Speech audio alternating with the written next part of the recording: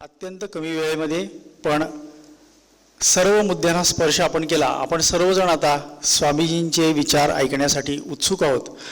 आपल्या सर्वांच्या वतीनं पूजनीय स्वामीजींना मी विनंती करतो की त्यांनी स्वामीजींचे शैक्षणिक विचार या संबंधी या ठिकाणी मनोगत व्यक्त करावं.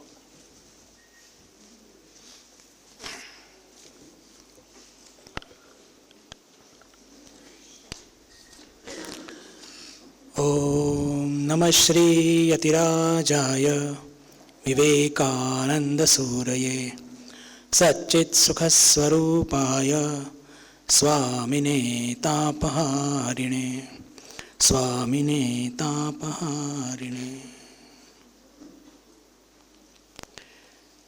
सर्वप्रथमच भोगावती संस्कृती मंडळाचे मी मनपूर्वक आभार व्यक्त करतो की त्यांनी या सुंदर प्रोग्राममध्ये मला निमंत्रित केलं आणि सहभाग करण्याची संधी दिली. तसंच आत्ताच आपण एक फार अतिशय विचारोत्तेजक व्याख्यान ऐकलं प्राध्यापक श्री मिलिंद मराठे यांच्याकडून. अतिशय समर्थपणे त्यांनी भारतीय ज्ञान परंपरा आणि जी आपली नवीन एज्युकेशन पॉलिसी आहे त्याच्यात कसं आपल्या भारतीय ज्ञान परंपरेचं त्याच्यामध्ये समाविष्ट करण्यात येत आहे, अत्यंत सुंदर पद्धतीने त्यांनी याची मांडणी केली. माझं वक्तव्य मी आरंभ करीन त्याच्या आधी आदरणीय श्री वष्ट काका यांचं मी मनपूर्वक कौतुक करतो, अभिनंदन करतो. निस्वार्थ सेवा हे कशाला म्हणतात त्यांनी आपल्या या व्यावहारिक जीवनातून आपल्या सर्वांसमोर मांडलेलं आहे आणि हे त्यांचं हे जीवन आपल्या सर्वांकरता नक्कीच प्रेरणादायी आहे. यापुढे मला स्वामी विवेकानंदचं एक वाक्य स्मरणात येत आहे. स्वामीजी म्हणतात, unselfishness is more paying but people do not have passions to practise it. निस्वार्थता ही नेहमी जास्त देणारी असते, पण ही निस्वार्थताचा अभ्यास करण्याकरता तितका आपल्याकडे धीर नसतो. अजून एका ठिकाणी म्हणतात वर्क अँड इट्स सिक्रेटमध्ये की या जगाला तुम्हाला जे द्यायचं ते द्या. तुम्ही जे काही द्याल ते मल्टिट्यूडनी तुमच्याकडे परत येणार आहे, पण ते परत कधी येणार आणि कसं येणार याची चिंता आज करू नका. तर नक्कीच वष्ट काकांनी जे एक सुंदर उदाहरण आमच्या पुढे ठेवलेलं आहे त्यातून त्यांना प्रेम श्रद्धा आपल्या सर्वांची ही नक्कीच मिळणार आहे. का? कारण की त्यांनी ते प्रेम आणि ते श्रद्धा त्या मुलांवरती ओतलेली आहे. पुढे माझ्या वक्तव्याला मी सुरुवात करण्याच्या आधी दोन अजून छोटे प्रास्ताविक मांडू इच्छितो. म्हणजे विशेष करून कोल्हापूर इथे मी नवीन आलेलो आहे आणि मला फार आनंद आहे की ही करवीर भूमी इथे साक्षात अंबाबाई महालक्ष्मीच्या रूपाने विद्यमान आहे, शक्तिपीठ आहे. तिथे मला सेवा करण्याची सुंदर संधी मिळालेली आहे. आणि तेवढंच नव्हे तर 1892 साली अमेरिकेला जाण्याच्या आधी नवीन भारताचे निर्माते स्वामी विवेकानंद त्यांच्या पदस्पर्शाने सुद्धा ही भूमी पवित्र झालेली आहे. तर या अत्यंत एका सुंदर स्थानी मला सेवा करण्याची संधी मिळाली आहे, त्याच्याबद्दल मला खूप अभिमान आणि आनंद वाटत आहे, समाधान सुद्धा वाटत आहे. ज्या संस्थेकडून मी आलेलो आहे रामकृष्ण मठ आणि रामकृष्ण मिशन, ही संस्था स्वामी विवेकानंदांनी 1897 साली स्वतः कलकत्त्याला स्थापित केली आणि या संस्थेचे आज जवळपास भारतामध्ये 220 केंद्र कार्यरत आहे आणि 67 केंद्र भारताच्या बाहेर कार्यरत आहे. जर महाराष्ट्राचा विचार केला तर नागपूर, मुंबई, पुणे, छत्रपती संभाजीनगर, पालघर या 5 ठिकाणी रामकृष्ण मठाच्या संस्था कार्यरत आहे आणि 6वी संस्था नुकतीच 2 जून रोजी कोल्हापूरला सुद्धा अस्तित्वात आलेली आहे. सध्या या रामकृष्ण मठाची एक शहर शाखा ज्याला मी म्हणतो राजारामपुरीमध्ये आहे. तिथे मी आणि माझे सहकारी स्वामी अर्घ्यानंदजी तिथे राहत आहोत. आणि पाचगावमध्ये कोल्हापूरच्या दानशूर भक्तांनी एक 12 एकर मोठी जमीन रामकृष्ण मठाला देव केलेली आहे. आणि भविष्यामध्ये लवकरच तिथे एक मोठं रामकृष्ण मठ हे अस्तित्वात येणार आहे. तर हे मला सांगताना अत्यंत गौरव वाटतो की जे 5 केंद्र ज्याची मी नावं घेतली आता त्याच्यामध्ये सर्वात मोठं रामकृष्ण मठाचे केंद्र जे होणार आहे ते कोल्हापूरलाच होणार आहे. कारण की एवढी मोठी जमीन आम्हाला कुठे मिळालेली नाही आत्तापर्यंत. तर या सगळ्या प्रस्तावना सकट आता मी माझ्या मूळ वक्तव्याकडे वळतो आणि ते म्हणजे स्वामी विवेकानंदांचे शिक्षण संबंधी विचार. माझं कार्य आदरणीय प्राध्यापक मराठे साहेबांनी अत्यंत सोपं केलेलं आहे. कारण ज्या पद्धतीने त्यांनी मांडणी केली अतिशय सुंदर आणि समर्पक पद्धतीने, तर त्यातून माझं काम अतिशय सोपं झालेलं आहे. मी स्वामी विवेकानंदांचे काही मोजके विचार घेऊन, काही पाश्चिमात्य विचारवंतांचे विचार घेऊन आणि वर्तमान परिस्थिती जी अत्यंत भयावह वाटते ती का झाली आणि त्याच्यावरती तोडगा काय आहे याच्यावरती थोडा विचार करण्याचा आपण प्रयत्न करूया. शिक्षण बंधू भगिनींनी म्हटलं तर अतिशय संवेदनशील विषय आणि विशेष करून 1947 नंतर शिक्षणाला फार गती मिळालेली आहे. आणि आपण वर्तमानमध्ये बघतो की प्रत्येक गावामध्ये आपल्याला शाळा कॉलेज हे बघायला मिळतातच. ही फार आनंदाची गोष्ट आहे. साक्षरता तर खूपच पुढे गेलेली आहे आणि केरळसारख्या ठिकाणी असं म्हणतात की जवळपास 99% लोक साक्षर आहेत.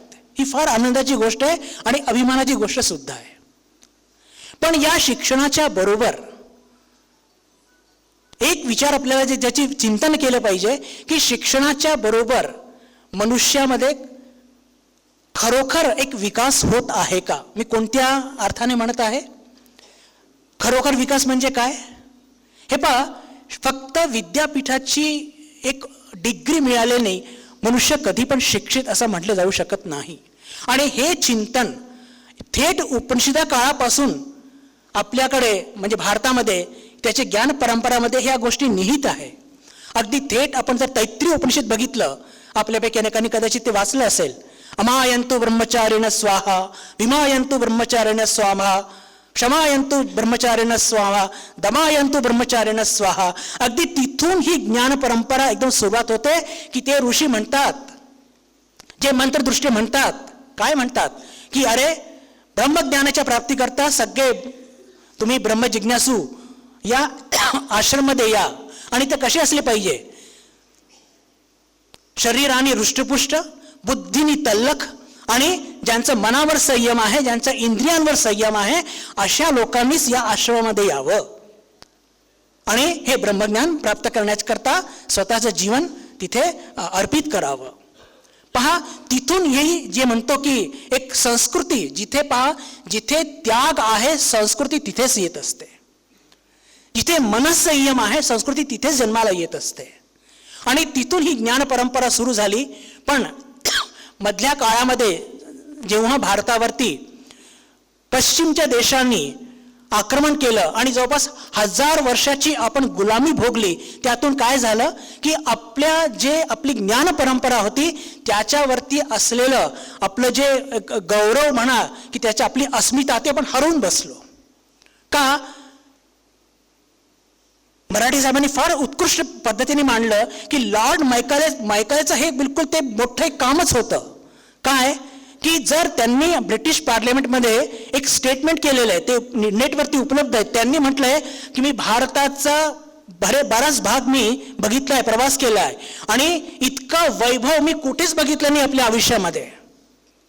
आणि जर एवढंच नव्हे तर त्यांना आपल्या संस्कृतीवरती प्रचंड अभिमान आहे. जर त्यांच्यावरती राज्य करायचं असेल तर त्यांच्या मनामध्ये हे बिंबवून द्यावं लागेल की तुमची सगळी गोष्ट खराब आणि आमलेलं. आणि त्यांनी त्याच्याकरता विशेष करून हे जे सगळे शिक्षण पद्धती निर्माण केली आणि ती शिक्षण पद्धती त्यांनी फक्त तयारच नाही केली, इम्प्लिमेंट सुद्धा केली.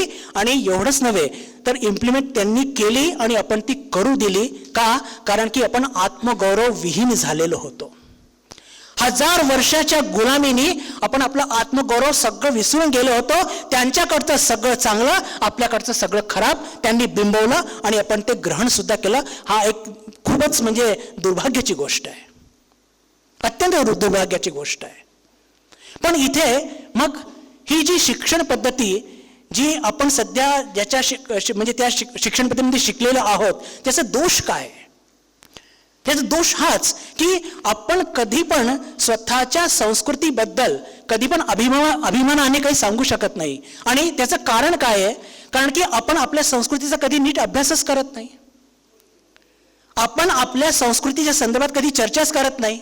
आणि काहीही अभ्यास न करता, काहीही चिंतन न करता, पश्चिमच्या एखाद्या व्याख्यात्याने, एखाद्या लेखकाने जे काही म्हटलं ते आपण मान्य करून घेत असतो.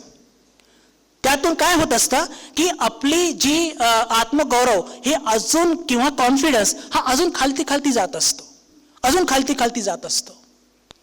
इथे स्वामी विवेकानंदांचे मी फक्त 2 छोट्या परिभाषा घेऊन त्यांचे शिक्षण संबंधी विचार आणि वर्तमान परिस्थिती याच्यावरती थोडंसं त्याची उहापोह करण्याचा प्रयत्न करणार आहे. पहा, स्वामी विवेकानंद म्हणतात, विशेषकर प्रेझेंट कॉन्टेक्स्टमध्ये, की शिक्षणाची परिभाषा देऊन ते म्हणतात, हे जे थोर व्यक्तिमत्व असतात हे प्रत्येक गोष्ट अत्यंत सूत्र रूपाने मांडतात. स्वामीजी म्हणतात, education is manifestation of perfection already present in man. शब्दांकडे लक्ष द्या बरं. Education is manifestation of perfection already present in man. माणसामध्ये आधीपासूनच विद्यमान असलेलं जे पूर्णत्व आहे त्याचं प्रगटीकरण म्हणजेच शिक्षण. आता हे पूर्णत्व काय आहे? स्वामीजींचा त्याचा अर्थ होता की प्रत्येक माणसामध्ये असलेलं जे एक मानवीय, नैतिक आणि आध्यात्मिक जे मूल्य आहे त्याचं प्रगटीकरण म्हणजेच शिक्षण. मी पुन्हा रिपीट करतो, education is manifestation of perfection already present in man. की मनुष्यामध्ये आधीपासूनच विद्यमान असलेलं जे पूर्णत्व आहे त्याचं प्रगटीकरण म्हणजेच शिक्षण. आणि हे पूर्णत्व म्हणजे काय? की मानवीय मूल्य, नैतिक मूल्य आणि आध्यात्मिक मूल्य, 3 टप्पे ते सांगतात. पण वर्तमान शिक्षण पद्धतीतून या 3 गोष्टी प्रसृत होत आहे का? पहा, ज्या घटना समाजामध्ये घडत आहे ते बघून तर बिलकुल पूर्ण वाटतं की या सगळ्या गोष्टी कधीही प्रसृत होत नाहीये. जर या गोष्टी प्रसृत होत असत्या तर ज्या दुर्दैवी घटना घडत आहे समाजामध्ये ते घडल्या नसत्या. शिक्षणाचा दर्जा वाढत आहे. अनेक लोक PhD 1947 नंतर जर आपण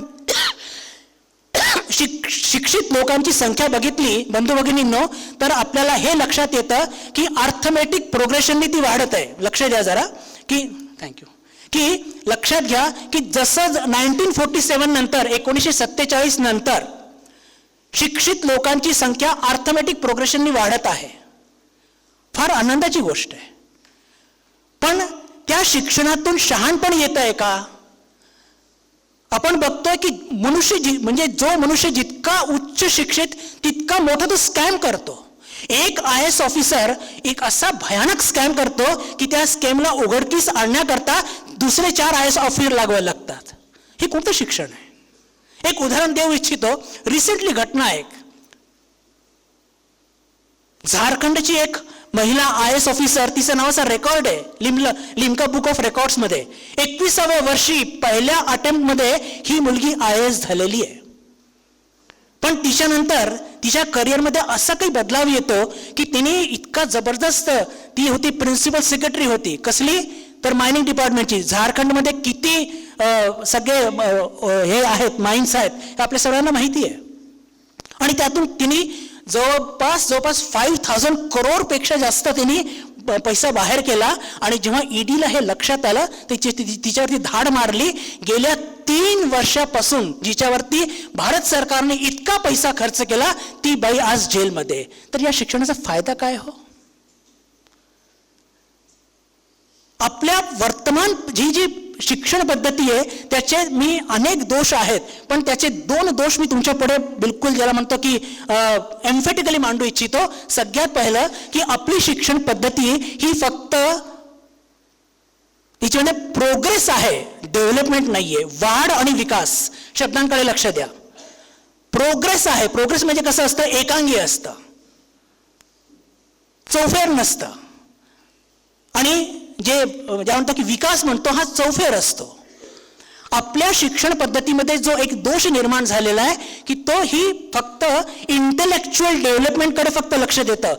आई वडील मुलाला म्हणतात की तुला इंजिनियर व्हायचंच आहे ॲट एनी कॉस्ट, तुला इंजिनियर व्हायचंय, तुला डॉक्टर व्हायचंय, तुला CA व्हायचंय, तुला स्वतःच्या पायावरती उभं राहायचं, याच्या पलीकडे ते काही विचार करत नाही. आणि जेव्हा तोच मुलगा इंजिनियर होतो, डॉक्टर होतो, वकील होतो, चांगले पैसे कमवतो, तोच मुलगा आपल्या आईवडिलांना वृद्धाश्रमामध्ये टाकतो.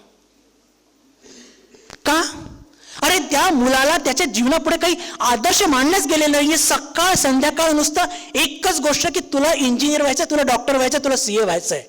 त्याच्या पुढे कोणत्याही प्रकारचे काही मानवी मूल्य, नैतिक मूल्य, आध्यात्मिक तर सोडाच सोडा.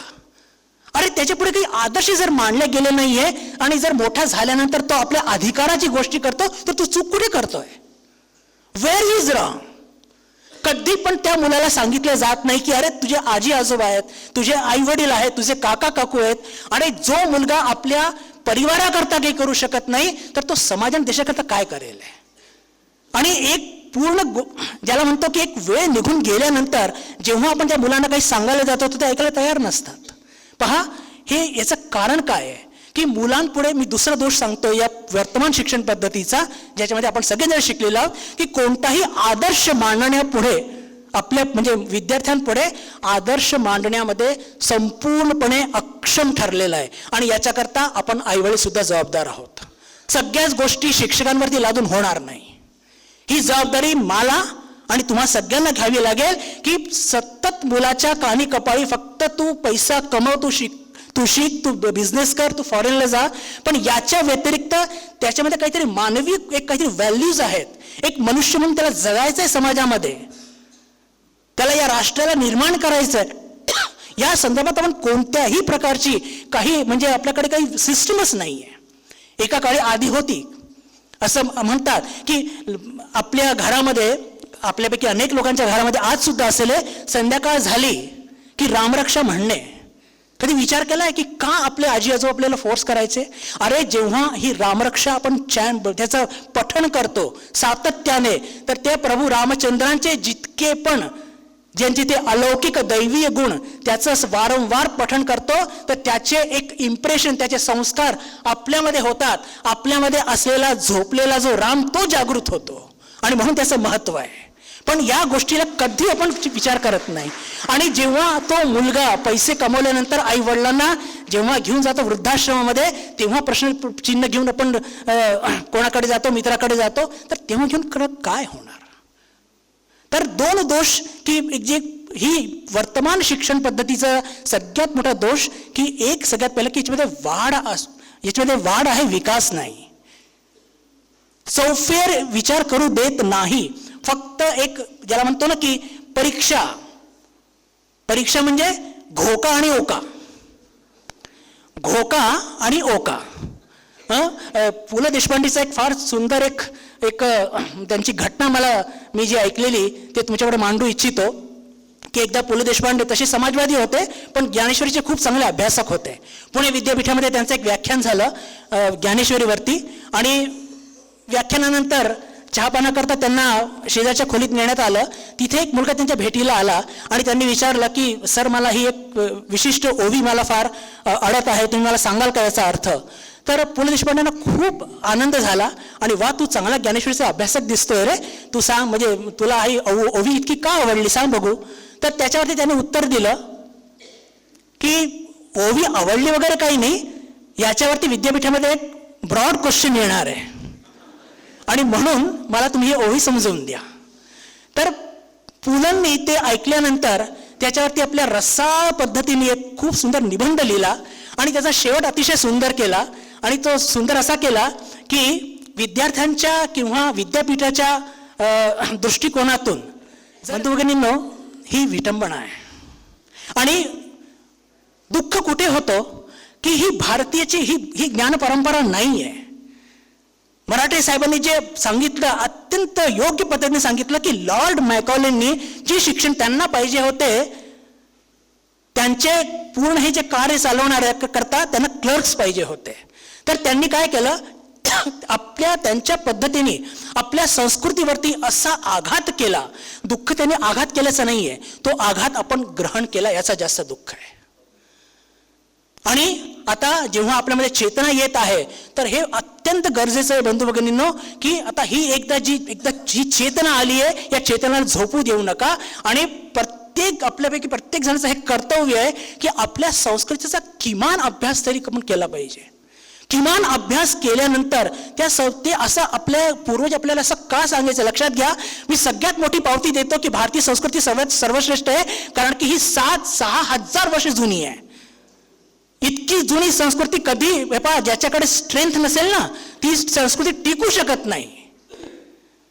अरे किती स्वामीजी म्हणतात आपल्या व्याख्यानामध्ये भारतामध्ये आल्यानंतर की अरे हे जे पश्चिमचे दुसरे जे सगळ्या संस्कृती आल्या, इजिप्शियन आली, ग्रीक, रोमन, अरे हे आले आणि गेले, त्यांचा पत्ता सुद्धा नाही आज. पण भारतीय संस्कृती त्याच्या आधीपासून जीवित होती, काल पण जीवित होती, त्याच्यावरती इतके आघात झाले तरी जीवित आहे आणि पुढे सुद्धा जीवित राहणार आहे. पण त्याच्याकरता फार आवश्यक आहे बंधू भगिनींनो की आपण आपल्या शिक्षणाच्या माध्यमातून आपल्या मुला मुलींना आपण जे शिकवलं पाहिजे बिलकुल शिकवा. कम्प्युटर सायन्स शिकवा, इकॉनॉमिक्स शिकवा, हिस्ट्री शिकवा. आज संपूर्ण जगभरामध्ये IT मध्ये भारताचं इतकं नाव झालेलं आहे की बस रे बस. त्या पूर्ण IT क्षेत्रात भारत काढला तर हे सगळं झिरो होऊन जाईल, इतकी आपली स्ट्रेंथ आहे.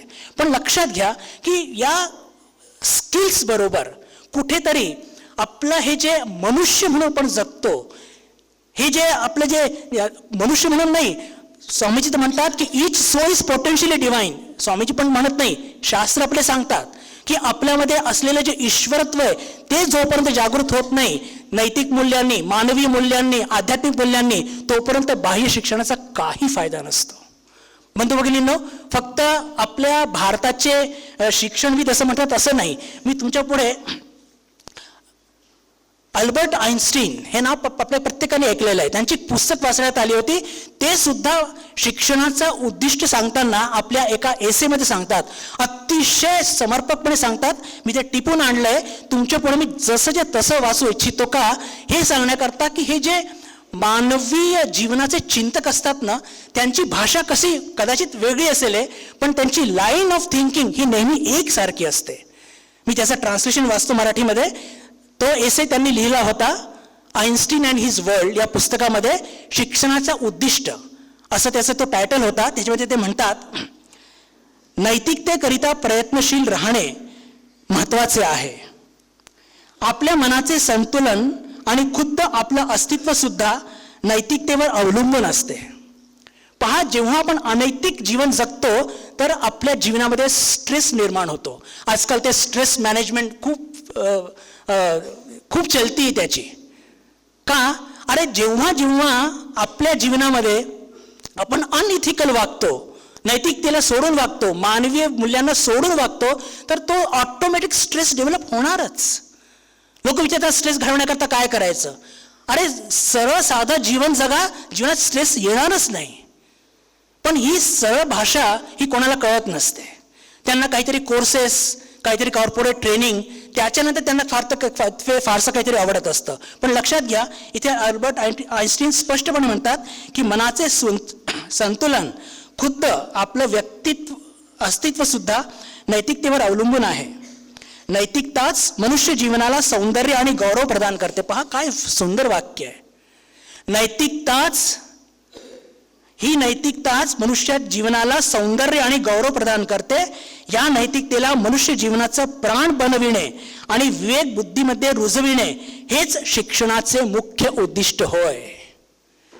शिक्षणाचं मुख्य उद्दिष्ट काय? की माणसाने नैतिक आणि मानवी मूल्यांना घेऊन जगलं पाहिजे, हे त्या शिक्षणाचं मुख्य उद्दिष्ट आहे. आणि आपण जेव्हा वर्तमान शिक्षण बघतो बंधू भगिनींनो, त्यातून आपल्याला हे लक्षात येतं की त्या नैतिकतेचा पूर्ण अभाव आपल्याला दिसून पडतो. का दिसून पडतो?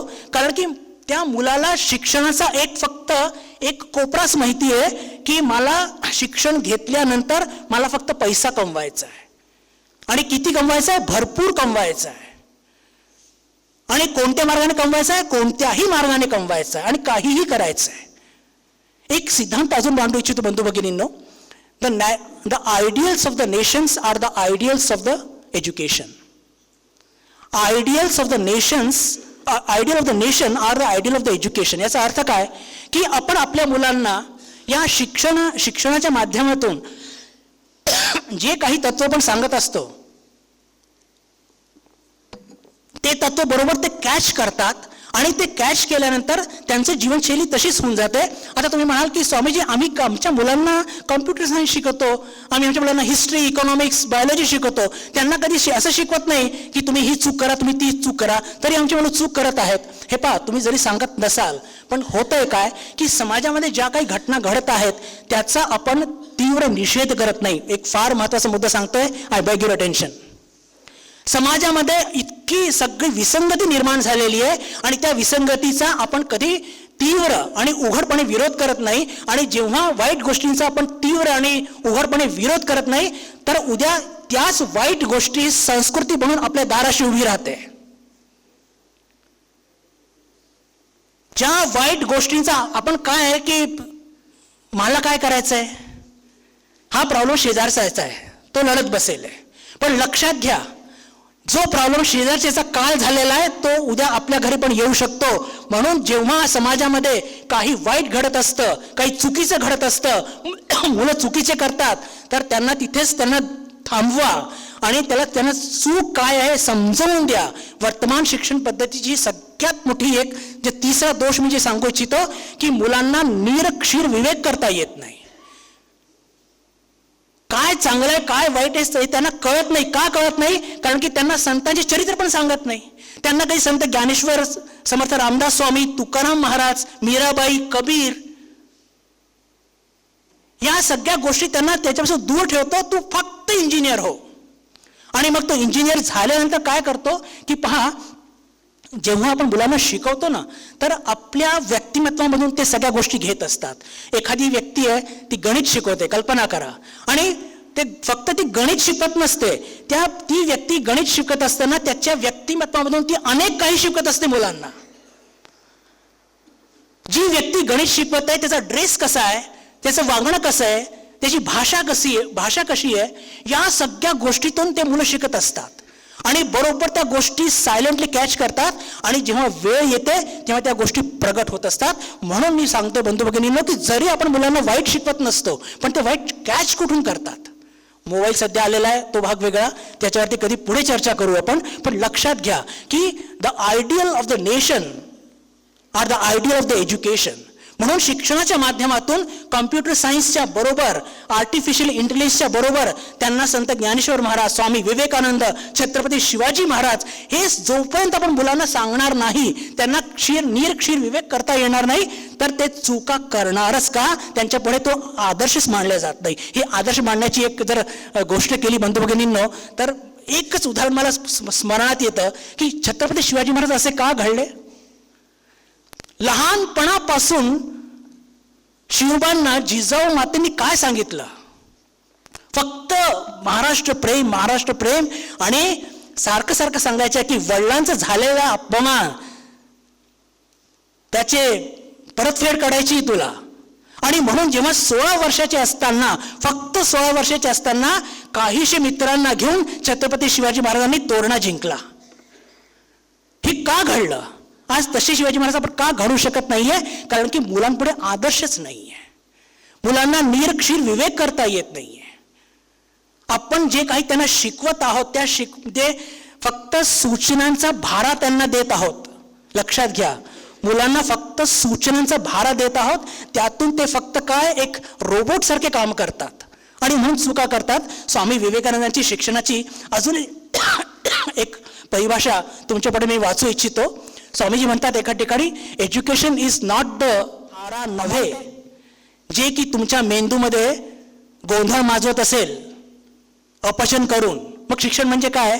स्वामीजी पुढे म्हणतात की we must have life building, man making, character making assimilation of ideas. If you have assimilated 5 ideas and made them your life and character, you have more education than any man who has got by heart the whole library. की जर एखाद्या माणसाने जर life building, character building असे ideas 5 विचार घेऊन त्यांनी त्याला आपलं लाईफ फोर्स निर्माण केलं त्या सिद्धांतातून, तर तो माणूस जास्त शिक्षित आहे अशा माणसापेक्षा की ज्याला पूर्ण लायब्ररी मुखस्त आहे.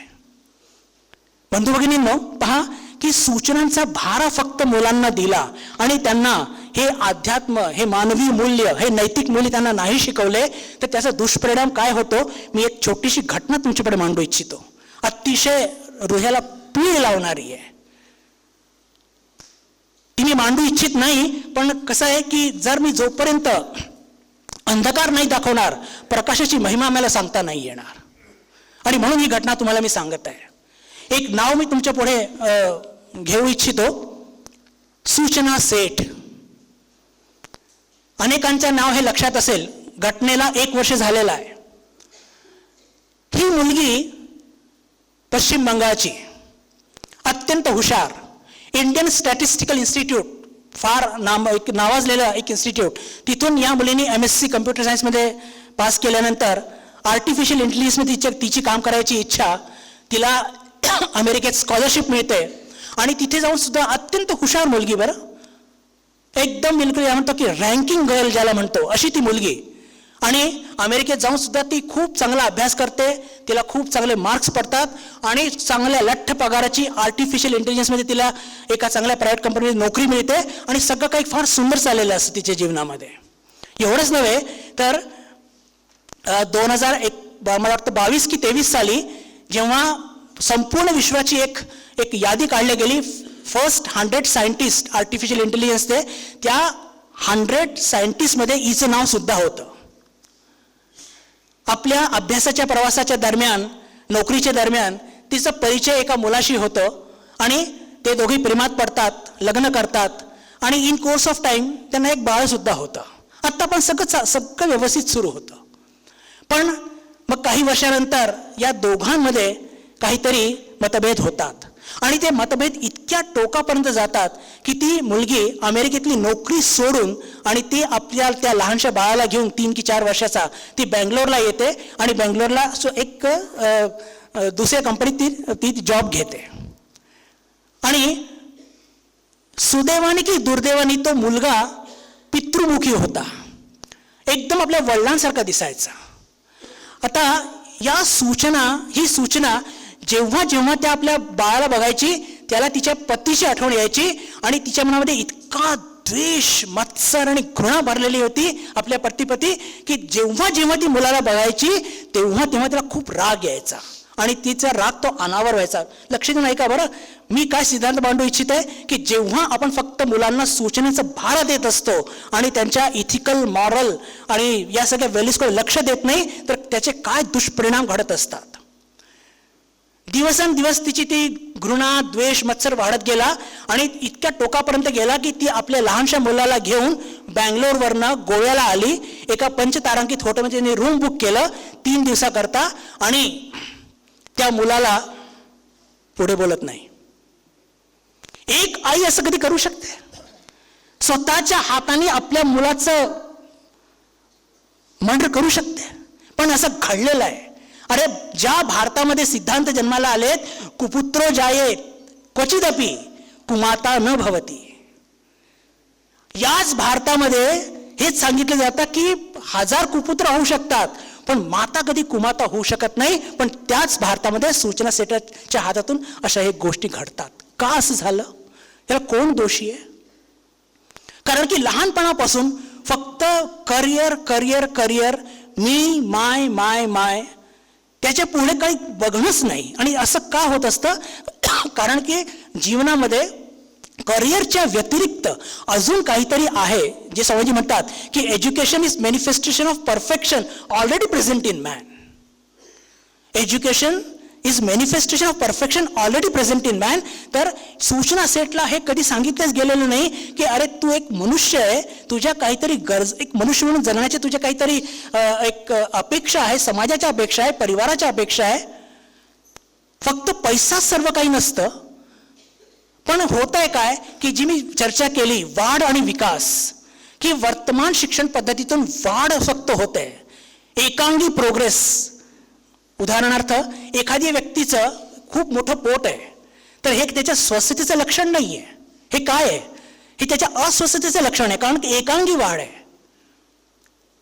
आपल्या वर्तमान शिक्षण पद्धतीतून फक्त एकच गोष्टी प्रसृत होत असते की ग्रॅज्युएट व्हा, पोस्ट ग्रॅज्युएट व्हा आणि पैसे कमवा. आणि याच संदर्भामध्ये मी अब्राहम लिंकनचा सुद्धा एक संदर्भ देऊ इच्छितो. अतिशय सुंदर वाक्य अब्राहम लिंकन एका ठिकाणी म्हणतात आपल्या एका शिक्षणाच्या एसेवरती.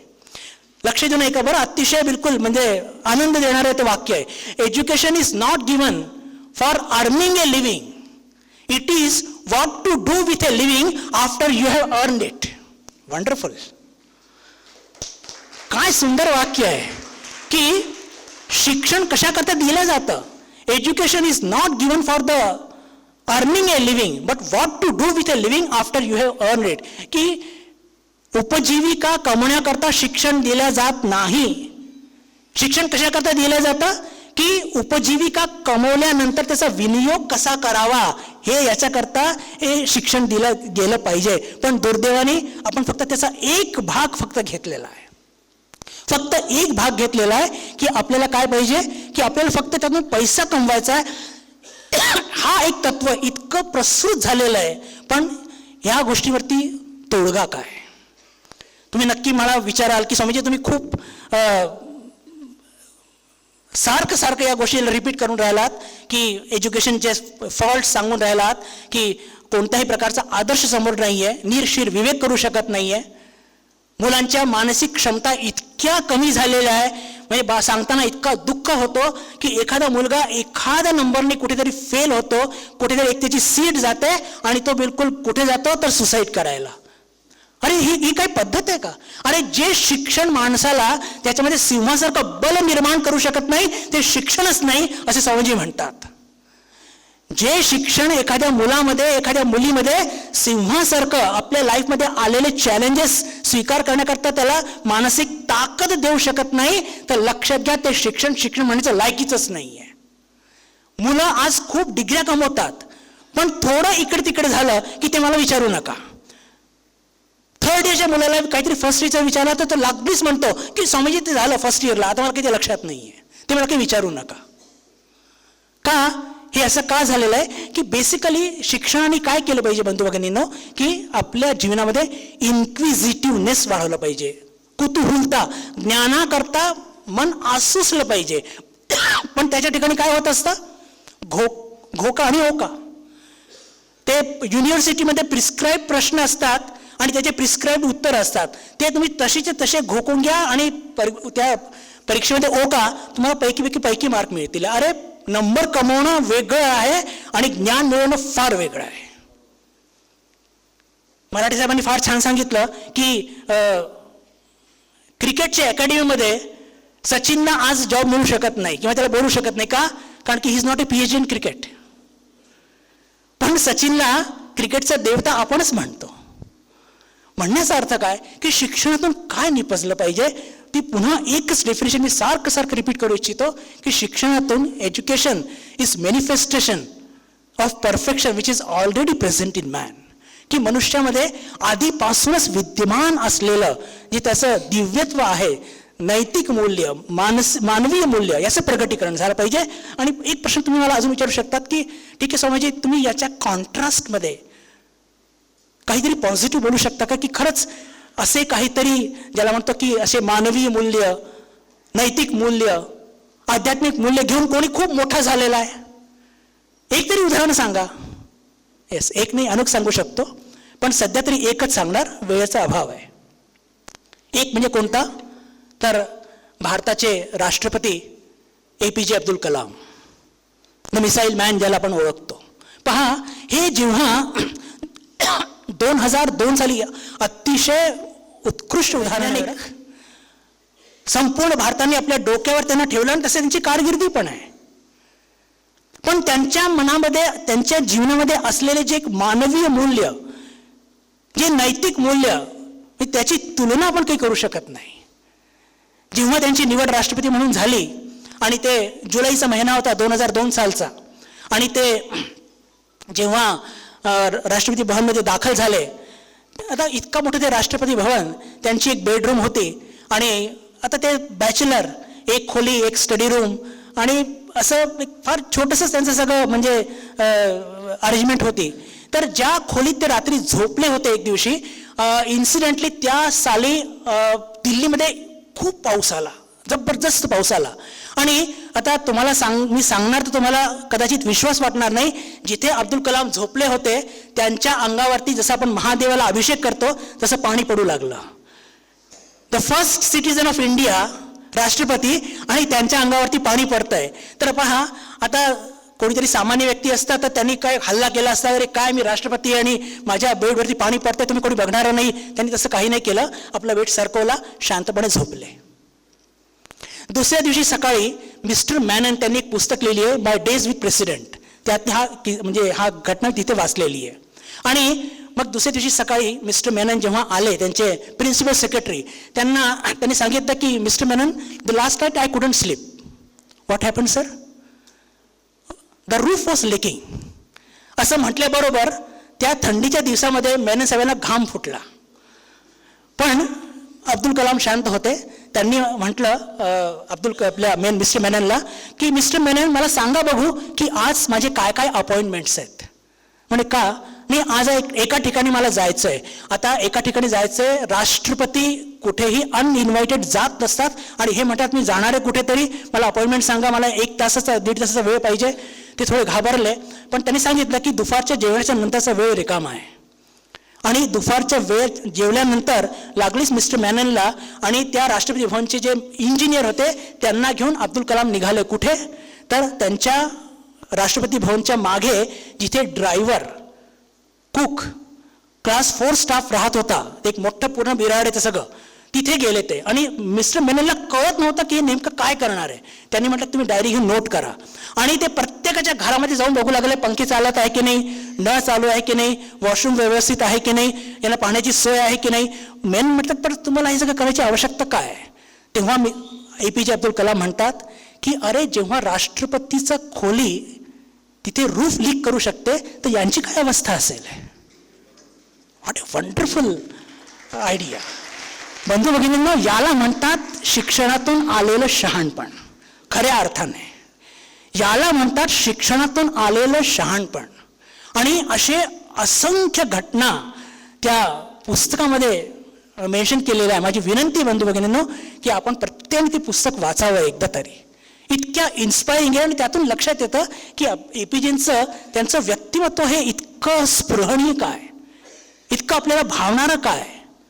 कारण की इतके मोठे सायंटिस्ट असून सुद्धा जेव्हा त्यांचं फेअरवेल होतं, तर ते फेअरवेल त्यांचे जेव्हा झालं राष्ट्रपती भवनातून, तर सगळ्यात आधी ते आपल्या सगळ्या क्लास 4 स्टाफ, ड्रायव्हर्स यांच्याशी इतक्या आपुलकीने, इतक्या आदराने वागले की जणू काही ते त्यांचे स्वतःचे बांधव आहेत. पहा, यातून आपल्याला लक्षात येतं की जे शिक्षणातून काय निपजलं पाहिजे, काय उत्पन्न झालं पाहिजे. तर हे नैतिक मूल्य, मानवीय मूल्य आणि आध्यात्मिक मूल्य हे जर उत्पन्न होऊ शकलं तर सूचना सेट निर्माण होणार नाही. आपण हजारो अब्दुल कलाम, हजारो छत्रपती शिवाजी महाराज, हजारो स्वामी विवेकानंद तयार करू शकू आणि संपूर्ण जगाला सांगू शकू की भारतामध्ये आज सुद्धा त्याला या जगाला देण्यासारखं भरपूर काही आहे आणि देणार आहोतच आपण. आपण सर्वांनी इतक्या शांतपणे माझं वक्तव्य ऐकून घेतलं त्याबद्दल आपल्या सर्वांचे मनपूर्वक आभार व्यक्त करून माझ्या वाणीला मी इथेच विराम देतो. धन्यवाद.